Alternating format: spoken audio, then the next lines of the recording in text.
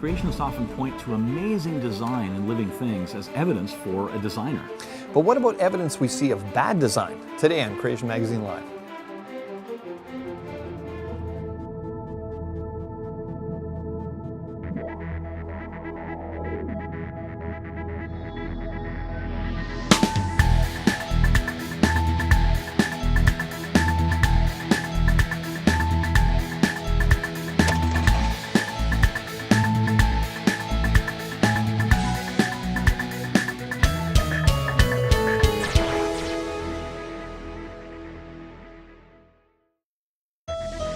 Welcome to Creation Magazine Live. I'm Richard Fangrad. And I'm Calvin Smith. This week we're talking about supposed arguments for bad design and how that refutes creation. Yeah. What about things, the argument goes, what about things that don't look well designed or appear to have been designed to do bad things? Right. That's the argument. Yeah. It's one of the tired old arguments that evolutionists have used, that anti-theists have doled out for many years. One of them is the claim that the eye is just stupidly wired. Right. It's just wired backwards, wired back to front, something that no decent designer would ever do. That's the accusation from, for example, Richard Dawkins. Yep. In his book, The Blind Watchmaker, very famous book, he says this: any engineer would naturally assume that the photocells would point towards the light, with their wires leading backwards toward the brain. He would laugh at any suggestion that the photocells might point away from the light, with their wires departing on the side nearest the light. Yet this is exactly what happens in all vertebrate retinas.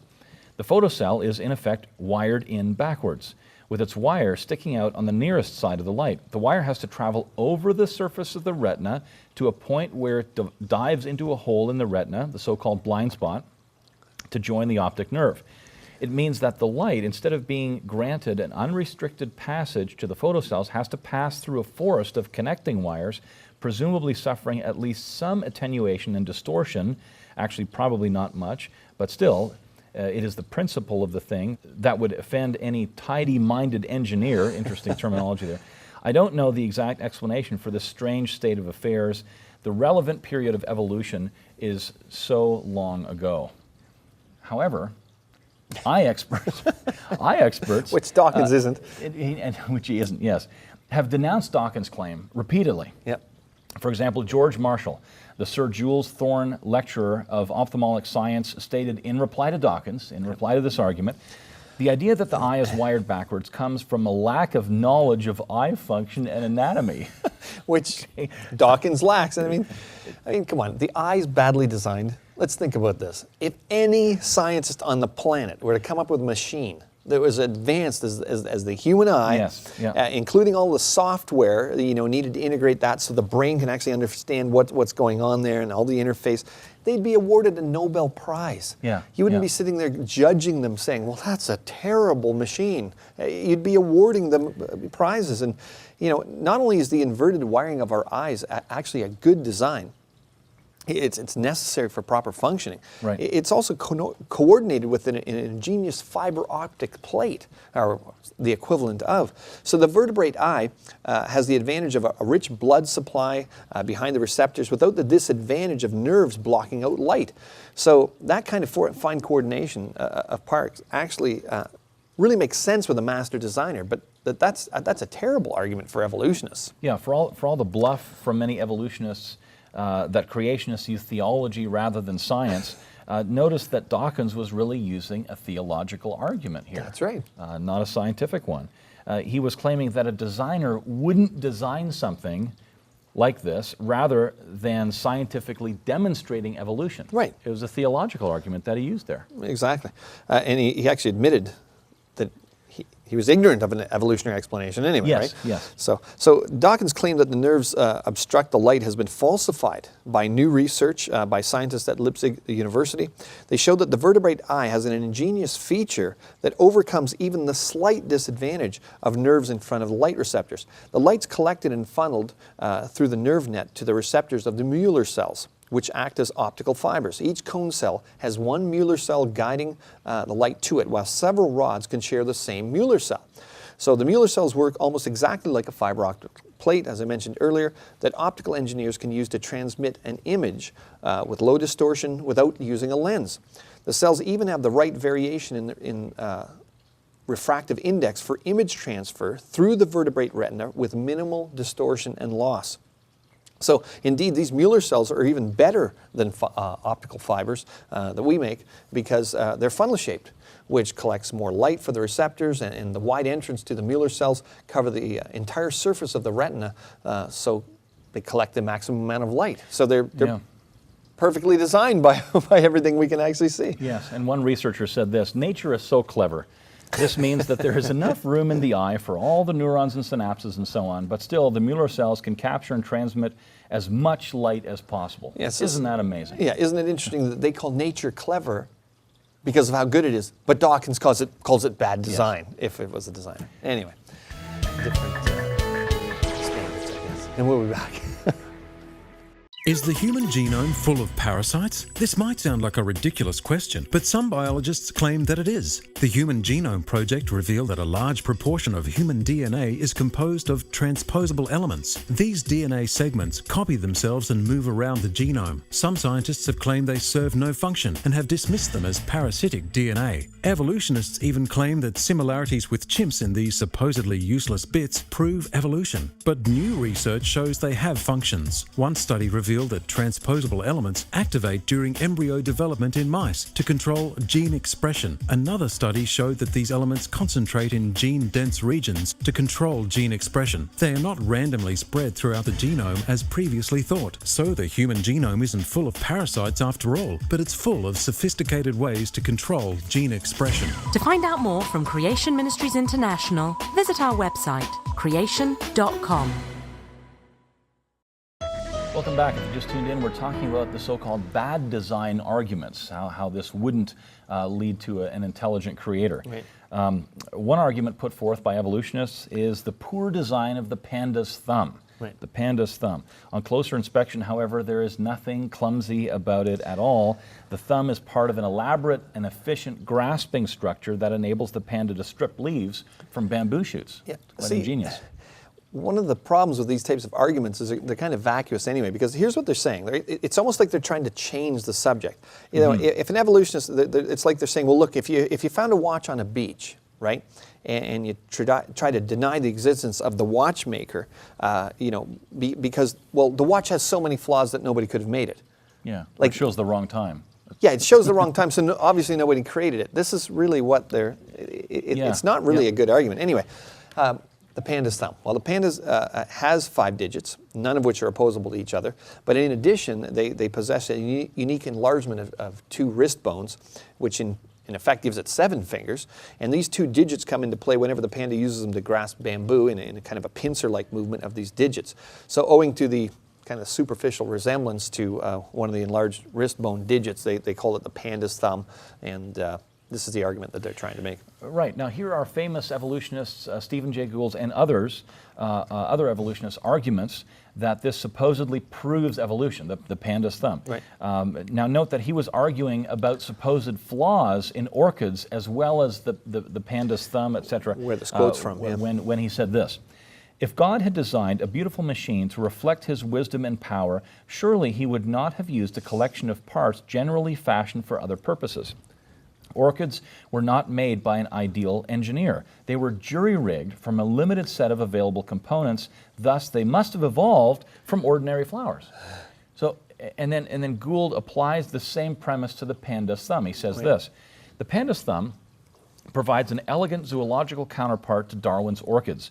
An engineer's best solution is debarred by history. The panda's true thumb is committed to another role, too specialized for a different function to become an opposable manipulating digit. So the panda must use parts on hand and settle for an enlarged wrist bone and a somewhat clumsy but workable solution." Right, so if you want to sum up Gould's arguments, they can be put this way, right? A creator God should not design structures that are similar to other structures he designed. That's one of the things basically said. Human engineers don't modify pre-existing structures when designing new structures, so no sensible human engineer would construct something like the panda's thumb.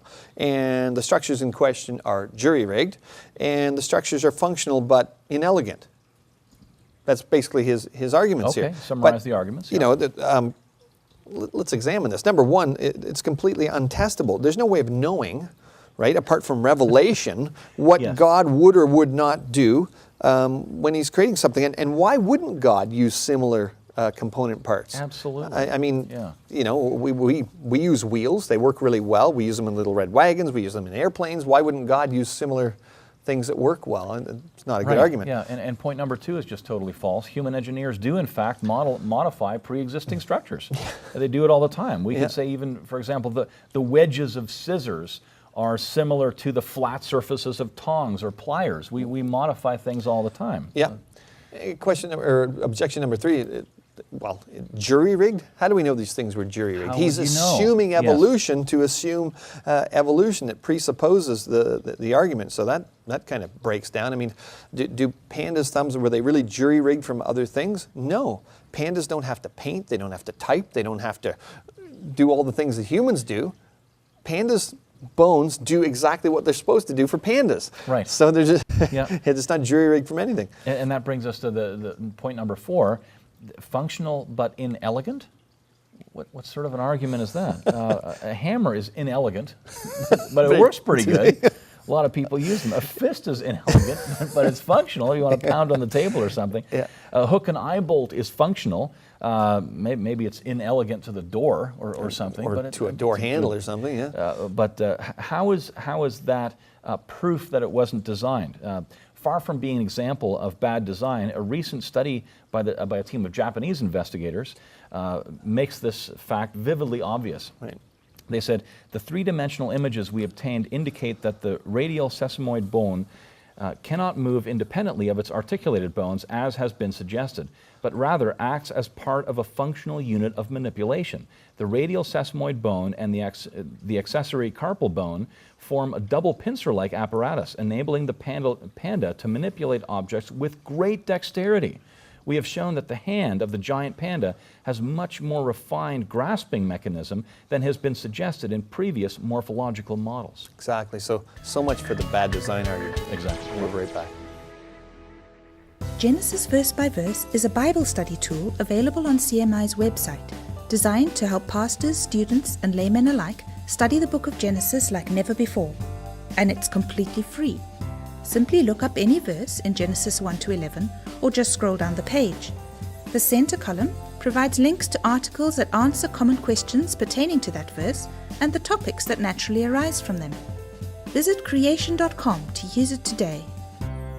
If you just tuned in, we're talking about arguments of bad design, examples of bad design, supposedly showing that there's no creator. Right. That's what we're talking about.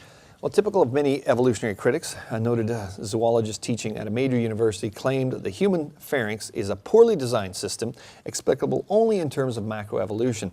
The example he gives is designing a building, let's say, with water and gas entering through a common chamber, so that whenever one's needed, you'd have to turn the other one off. And of course, he claims that this design would be the height of stupidity. But that is what your intelligent creator did when he designed and created man. For as you know, the pharynx serves as a common passageway for air and water. Think of the number of lives that have been lost by food or water getting into and obstructing the air passageway. It certainly would have required very little intelligence for the creator to have designed a more efficient and less dangerous arrangement. However, if you trace the evolution of the head and especially the development of the food and respiratory passageways from the fishes up through the amphibians, reptiles, and early mammals to man, you will note that the relationship turns out to be a masterpiece of evolutionary achievement, enabling aquatic organisms to become adapted to air breathing and thus capable of living on land. Okay, so what critics are saying is that they know what a designer should have done. Right. They know what a designer should have done, and there should be 2 tubes to prevent choking. Right. That's what they're saying. And it's a masterpiece of design if it wasn't a creator that did it. Masterpiece of design. If it wasn't, you could talk about that too. You can see the contradiction there, right? Yeah. Despite the claim of poor design, let's talk about design. The pharynx is an example of a superbly designed complex system. Mm-hmm. The pharynx serves as a single passageway for not 2 but 3 systems: the respiratory, digestive, and communicative. But also talking through our throat, for many good reasons. A major one is, unlike other primates, our airway and esophagus intersect, which allows speech, as we just said. The pharynx connects the air channel to the alimentary canal, and this design allows both disposal of excess moisture in the air channels, Right. and any kind of debris in the lung system that's filtered from the air by the bronchial mucus. Of course, the mucus is moved up out of the lungs by the cilia, those little hair-like things, and then swallowed. And this design allows the creation of air pressure bursts, right? If you need to cough or you need to sneeze, that system allows that to happen, so you can clear Clear it out, yeah. clear the nose or throat or anything like that. And of course, this design allows both simultaneous eating and breathing, right? Right. And with a lot less bulk. I mean, think of it. Oh, it would have been a better design to have two or three tubes. Well, then how big would your neck have to be, and all that kind of things. And of course, the system actually stops you breathing when you're eating, and Right. so forth. So it's brilliantly designed. Yeah, another problem with the Imagine 2-tube design is that the more body openings there are, the more chance you have for infection. And that's by using 3 openings instead of the present 1, the likelihood of infections would increase significantly. Also, the sense of taste is intimately involved with smell. Right. And so you've got that combined as well. Another great design feature. Exactly. When you think about the so-called problems here, how many people have died? Well, humans swallow about 1,000 times a day, or 27,375,000 times in an average lifespan. Yikes. So given this fact, life-threatening choking events is pretty small comparatively when you think of the amount of swallowing events in someone's lifetime. I mean, in the vast majority of cases, problems only arise with misuse or a degeneration of the system. And this totally makes sense in a biblical worldview where you've got disease and decay and things like that coming in after the fall. Right. So if those things that he complained about were just misuse or degeneration of the system, then it can't be used as evidence for bad design. Exactly. Right? It's a good design that takes into account neither unwise usage of the design or subsequent degeneration of the system. It's a good design. Exactly. I mean, if you gave me the task and you said, Cal, look, I want you to build a machine, and it's got to be able to do 12 different operations. Yeah, okay. And I came up with the system, but every one of these operations I had to have separate pieces of, and so there's a big bulky machine. Or I said, look, I can do it and do this. Put it all in one thing and it'll do all 12. I think I'd get the You'd prize. win the prize. Exactly. We'll be back. Scientists have just found out what you always wanted to know. Why do fingernails, when nibbled or torn, tend to tear across the nail rather than downwards towards the nail bed? Well, by analysing nails under the electron microscope, the reason became clear. Nails are made of 3 layers containing the protein keratin. The keratin fibres have a specific arrangement that prevents breaks from running down the nail and also gives the nail tremendous strength. Without this arrangement, according to one of the researchers, every tear would damage our nail bed, inflicting great pain and incurring infection. A similar pattern is seen in horses' hooves, which is just as well, because if cracks were to run upwards instead of across in a horse's hoof, it could lead to infection, lameness, and death. How could anyone say that this crucial design feature of hooves and fingernails has come about by accident? The evidence surely shouts designer. To find out more from Creation Ministries International, visit our website, creation.com. All right, let's continue with examples of so-called bad design that evolutionists are using to bash creationists over the head and say, you guys, there's no designer. One argument that evolutionists have proposed is that the prostate is an example of bad design. Here we go with the prostate. Okay, so this is a walnut-sized gland in male mammals that secretes a clear, slightly alkaline liquid, comprises about 10 to 30% of the volume of semen. Thus, it's a vital organ for reproduction, and of course, some critics of creation or intelligent design complain that it's badly designed because the urethra, the tube through which the urine flows out, passes through it. So if the prostate enlarges, it restricts urine flow. However, the positioning makes a great deal of sense when you look at it. Rather than the urethra going through the prostate, it's more accurate to actually consider the prostate as a thickening of the urethral wall, and it produces a major component of semen, so it's in the right place doing its job. Yeah. The prostate secretions have to be injected into the urethra at just the right time to join up with the spermatozoa from the testicles. The prostate arrangement means that its glands secrete into ducts that open independently into the urethra. The whole prostate contracts during ejaculation, and its smooth muscle quickly empties its contents and forces the semen along. The prostate also contains nerve plexus and is responsible for much of the pleasure of male sexual activity. So it's pretty important. Yeah. So why did the designer not simply place the prostate alongside the urethra? Presumably because it would require a new duct system, an extra system to propel its excretions and propel the semen along. So again, you've got to add more things. This is brilliant design because you're just putting it all together, right? Absolutely, yeah. The prostate also acts as a spacer between the bladder and the urogenital diaphragm. This provides a support for the bladder and prevents the urethra kinking when the bladder's full. Otherwise, extra ligaments and attachment structures would be required. This positioning could also be necessary to shut off urine flow during ejaculation, and actually indeed one potential problem if you have your prostate removed is that you can have incontinence. Right. As for the problem with enlargement, they're not normal features but pathological ones. So in a biblical framework, they would be regarded as post-fall, as something that's caused by Adam's original sin and then the curse on creation. So it's in a biblical framework that they would be, that we can understand these things. In any case, even by age 80, only about half of men actually have significant enlargement of the gland, and only a quarter have urinary symptoms, the problems there. In many men, the prostate actually shrinks and as they get older. If this was a design problem, all men would suffer from it. Factors involved in prostate problems include hormone imbalance, obesity, infections, medicinal side effects, and mutations. Right.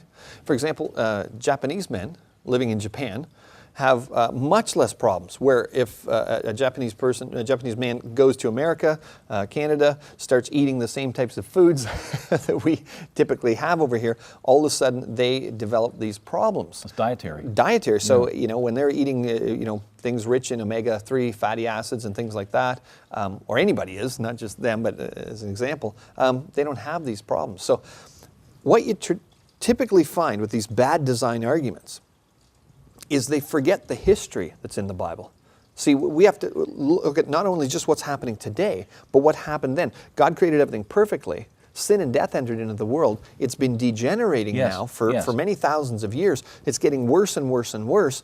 But in a perfect world, if there's no disease, if there's no decay, no bondage to sin, these things work perfectly. Those designs would be ideal in a world where there's none of the decay that we see today because of the curse. Exactly. Now, there's a great book on design, and that actually deals with some of these arguments, and Dr. Jonathan Sarfati's written it. It's called By Design, Evidence for Nature's Intelligent Designer, the God of the Bible. Many people talking about intelligent design, well, that's kind of where they stop. Some intelligent designer designed this place. But who's the designer? Who is That's it? Yeah, his name's Jesus. That's what you're going to find out if you read this book, or eventually sometime anyway. But really recommend this book. You can go to our website, creation.com, get to the checkout, put in the code CMLBD, and you're going to get 30% off your purchase. And it's chock full of just brilliant examples of design and refutes these arguments as well. And we'll be back. Creation Ministries International edifies the body of Christ by providing more than 30 years of Bible-supporting scientific research, delivered through speaking engagements, books, magazines, and a variety of media, much of which is archived on our website, creation.com. Did you know that if you read 3 articles on creation.com each day, it would take over 7 years to read them all? Such a wealth of information didn't arise by chance, however. We do this through the faithful prayers and gifts of our supporters, which also fund ongoing research. Support the building up of the church by partnering with CMI. Donate today at creation.com/donate. Well, welcome back, and this is in our feedback section. We often get people commenting on our website from different articles, or they just have a question or something like that. We encourage that, by the way. Go to creation.com, and if you have questions that you can't find answers to on the Q&A section or within our articles, feel free to contact us. But anyway, this fella wrote in. He's a Christian, and the title of the feedback was called Handling Aggressive Atheists, and this fella, NW from Australia, wrote this. As a Christian, I find sharing the gospel very difficult. Not that I don't know how, but in how do you respond to atheists who angrily attack Christianity? I'm finding no one can have a normal discussion. Maybe you can touch on this or point me to an article that can address this. And Keaton Halley actually wrote back, and he's got some good practical tips here. And we can just walk through a couple. But, really, there isn't really a simple formula for handling Yeah, a hostile atheist? I mean, in a sense, it's kind of like, well, handling anybody that's hostile against you for any reason, of course, that can be intimidating, it can be upsetting, Sure, things like yeah. that. We just need to understand, I think, first and foremost, that this is a spiritual battle. So Right. try to remove your emotion, try to move that initial reaction, and just go, okay, we're talking about this person's soul here. Yes. And let's, Yeah. go for And- that. Yeah, and there are some other guidelines here that Keaton listed in the article here. Yep. So number one, consider yourself blessed and rejoice that you are enduring hardship, even if it is as minor as you're being mocked, as Yep. minor hardship, for Christ's sake. 1 Peter 4:13 and 14, your reward is in heaven. Matthew 5, the Beatitudes there, blessed are those who are persecuted for the name of Christ. Right, so you should actually consider it a blessing. Like, Yeah, but that's what the apostles did. Yeah, it's Yep. it's kind of a mental thing you have to do. Though, go, oh, wait a sec, this is a good thing, not a Yep. bad thing. I'm storing up treasure for myself in heaven. Yeah, I'm being persecuted. that's right. Lay it on me. Don't respond in kind, since we're not to return evil for evil, 1 Peter 3:9, but to keep a clear conscience, 1 Peter 3:16, and we should not answer a foolish person by adopting his bad behavior or a wrong way of thinking, Proverbs 26:4, and there's an article you can look up on the website. Don't answer, do answer, good by the article, way. yeah. Yeah, it's a really good answer.